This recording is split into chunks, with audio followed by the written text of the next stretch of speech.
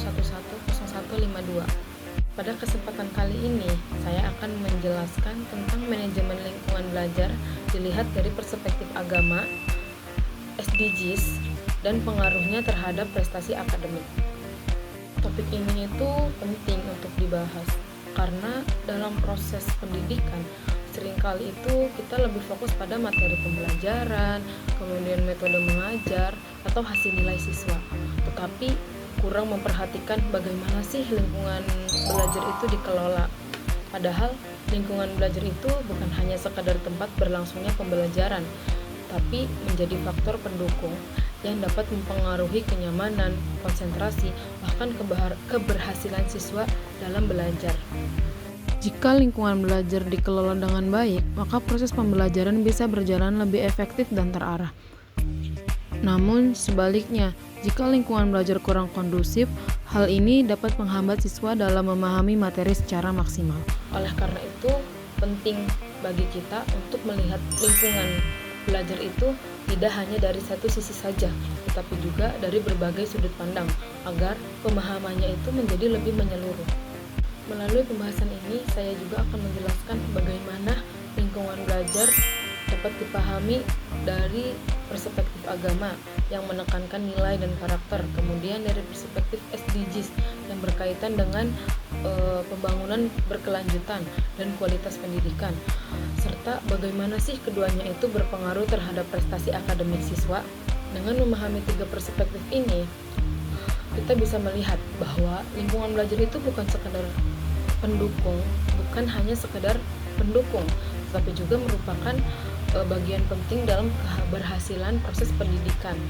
Nah, tujuan dari pembahasan ini adalah untuk memahami manajemen lingkungan belajar serta bagaimana sih pengelolaan itu ditinjau dari perspektif agama dan perspektif SDGs. Selain itu juga tujuannya itu untuk mengetahui pengaruh manajemen lingkungan belajar terhadap prestasi akademik siswa. Untuk memahami manajemen lingkungan belajar secara lebih jelas, mari kita bahas satu persatu mengenai poin perspektifnya. Yang pertama itu dari perspektif agama. Kalau kita lihat dari perspektif agama, lingkungan belajar itu bukan hanya soal bersih dan rapi saja, tapi juga berkaitan dengan nilai keimanan dan sikap kita sehari-hari. Dalam Islam, kita diajarkan bahwa kebersihan itu sebagian dari iman. Jadi ketika kita menjaga kebersihan kelas atau lingkungan belajar itu, sebenarnya bukan hanya sekedar kebiasaan baik, akan tetapi juga bentuk ibadah. Selain itu, suasana belajar juga harus dijaga supaya tetap tenang dan tertib. Karena kalau misalkan kelasnya tertib, tenang, rapih, dan gak gaduh, itu akan menjadi lebih fokus dan lebih mudah dalam memahami pelajarannya. Dari sini juga kita bisa belajar tentang sikap, disiplin, dan tanggung jawab. Misalnya kita terbiasa membuang sampah pada tempatnya, kemudian ikut kelas, dan tidak gaduh saat guru menjelaskan. Dan contoh lainnya itu kayak kita itu menghargai teman saat belajar, kemudian tidak berisik di saat kelas dimulai. Nah, jadi dari perspektif agama ini, lingkungan belajar yang baik itu bukan cuma bikin nyaman, tetapi juga membantu kita menjadi pribadi yang lebih baik. Yang kedua itu perspektif SDGs. Kalau kita lihat dari perspektif yang lebih luas lagi, yaitu SDGs, lingkungan belajar juga punya peran yang sangat penting. Salah satu poinnya dari SDGs itu adalah pendidikan berkualitas. Nah, pendidikan yang berkualitas itu bukan cuma soal materi pembelajaran, tetapi juga lingkungan belajarnya. Kalau misalkan lingkungannya nyaman, aman, dan sehat, proses belajarnya juga akan lebih maksimal. Selain itu juga ada konsep menjaga lingkungan supaya berkelanjutan. Jadi sekolah itu bukan cuma tempat belajar, tapi juga tempat kita belajar peduli sama lingkungan. Contoh misalkan kita mulai membiasakan membuang sampah pada tempatnya, atau membawa botol minum sendiri. Kemudian memanfaatkan cahaya alami untuk lebih hemat energi. Contoh lainnya itu misalkan sekolah itu menyediakan tempat sampah organik dan anorganik. Kemudian di saat ada kegiatan kerja bakti dan penghijauan, kita mengikut sertakan siswa untuk menanam pohon di lingkungan sekolahnya. Jadi intinya dari perspektif SDGs ini, lingkungan belajar itu bukan berdampak saat ini saja, akan tetapi dia memiliki dampak juga untuk masa depan. Yang ketiga, dampak terhadap prestasi akademik. Kalau kita hubungkan dengan prestasi akademik, lingkungan belajar itu punya pengaruh langsung terhadap hasil belajar siswa. Lingkungan yang nyaman dan kondusif akan membantu siswa lebih mudah memahami materi.